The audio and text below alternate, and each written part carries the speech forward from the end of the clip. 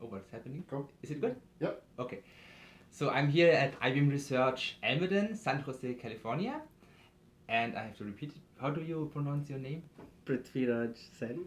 Prithvi. Prit. We Short Prithvi. Prithvi is fine. Prithvi. Okay, Yeah. Prithvi. Okay. So hi, I'm here at IBM Research Almaden in San Jose, California. And I'm here with Prithvi. And Prithvi is one of the main contributors to Apache SystemML. And especially he has contributed the deep learning part of it. So can you maybe introduce yourself? Yeah. What's your role here at IBM Research Almaden? Oh, okay, sure. Thanks, Romeo, for the intro. I am one of the machine learning researchers at IBM Almaden. Amongst the various machine learning projects we do here, one of them is Apache SystemML. We're a smallish team. We have other members across the world. But here I look at the machine learning side of SystemML, which means take the engine that we're building, make sure that it's working at scale and correctly in terms of accuracy across the broad range of machine learning algorithms that we want people to be using this engine for. So that's in a nutshell what I do. I have a PhD in machine learning. I am at heart a researcher. So I'm always keen to take the engine and throw it at new problems. And right now I'm working on a fairly difficult real world sentence classification problem for which I'm using the engine. Engines deep learning capabilities like convolution neural networks to see how well I can do on this problem. Okay. Can you talk about this real world problem, or is that confidential? The problem's details are confidential, but the task itself, there have been numerous research publications on it. As often tends to happen in the academia, there are some publicly available datasets where you want to take each sentence and look at the contents of the sentence, like the tokens in it and the characters in it, and try to assign it the right labels. But the publicly available datasets tend to be a lot easier to deal with. With the real world data, and in particular enterprise data, you get a lot of jargon coming in, things that even humans um, have difficulty understanding. Okay. I mean, I can tell you I have never read through an end user license agreement Of course. myself. Yeah. So those are one of the sources from which we pulled out these sentences. Okay. And those kinds of documents can have very odd, it's still English, but very odd language built into them, like the buyer and the buyee sign something and something needs to happen. Things that we don't like to read.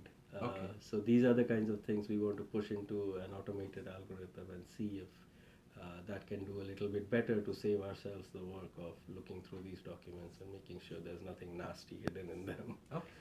You are always talking about the engine. Can you maybe tell us one sentence what the engine actually is? Right. So, as I said, I'm the machine learning person. I look at the engine as one of the engine's users. For me, the very short description of the engine would be MATLAB or R, but that works at scale. So the very nice thing about SystemML is you can take the engine, you can throw your algorithm at it, and it will do the right thing for whatever size data you feed as input. I do not have to tell the engine whether to distribute the operations across a cluster of nodes, whether to take my laptop, which has 4 cores, and use all 4 cores. I never have to tell these things. The engine figures it out. This is as opposed to the traditional linear algebra packages that are available, which will let you some of these capabilities, but you have to explicitly go and tell it to do that. And from an user's point of view, I can tell you that even I am not sure what will lead to the right results. So I never want to make these decisions, and it's a great feature that the SystemML optimizer does this for you. Okay. So how important is it for you to actually tweak the algorithms at the linear algebra level, and in contrast to using a ready-made package or API? Right.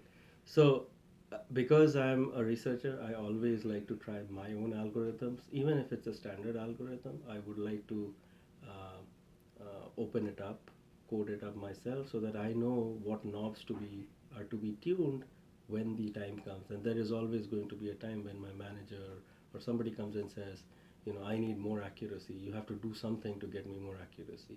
If I were using an off-the-shelf algorithm and off-the-shelf implementation, I would not know what knobs to tune. And when that day comes, when I'm being pushed to get more accuracy or something that needs to change, I will not be able to do that. So SystemML for me gives me the right level of abstraction.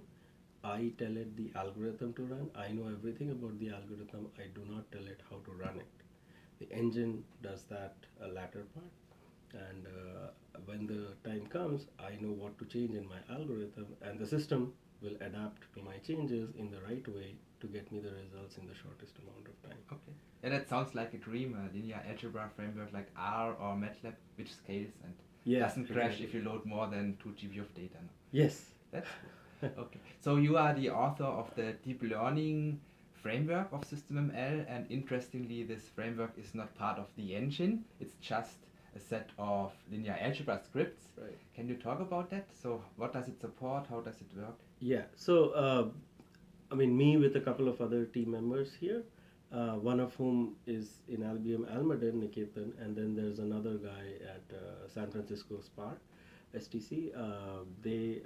We have been developing the deep learning capabilities for SystemML. Now, the deep learning capabilities they come in at least 3 different flavors. One is with SystemML, you have these built-in operators that are very popular for deep learning applications, like the convolution operator. These are all pushed into the engine. You can use these as you see fit. There is also a layer that we refer to as the neural network library. It provides all the usual deep learning layers, optimization functions, objective functions, and optimization routines. All of those things are provided as DML functions that exist. So DML is the front end that SystemML supports.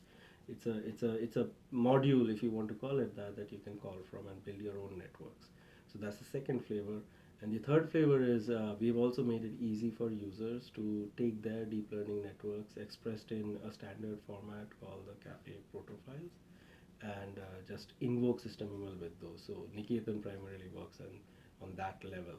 So at least these 3 flavors we've collaboratively built, and it depends on you. Whatever you like, use it as you see fit. If you have problems, please let us know. We are an open source project. We would love to have feedback. So it hopefully is going to be a very synergistic effort rather than somebody sitting in the corner struggling on his own. Okay. Yeah, I can basically tell that you are helping me very much. That's the way how we came to know each other. So what do you suggest if I'm new to SystemML and want to start doing deep learning using SystemML? Where do I start?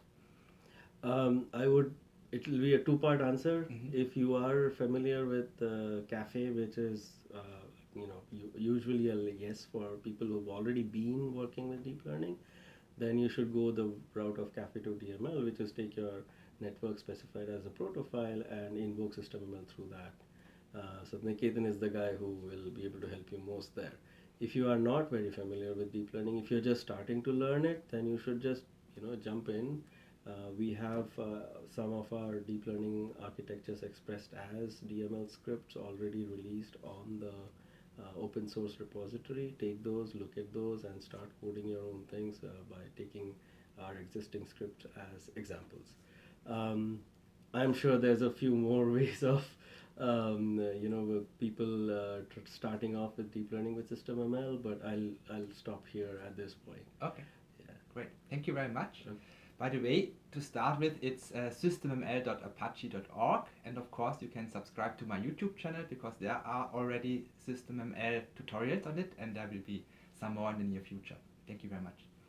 Okay.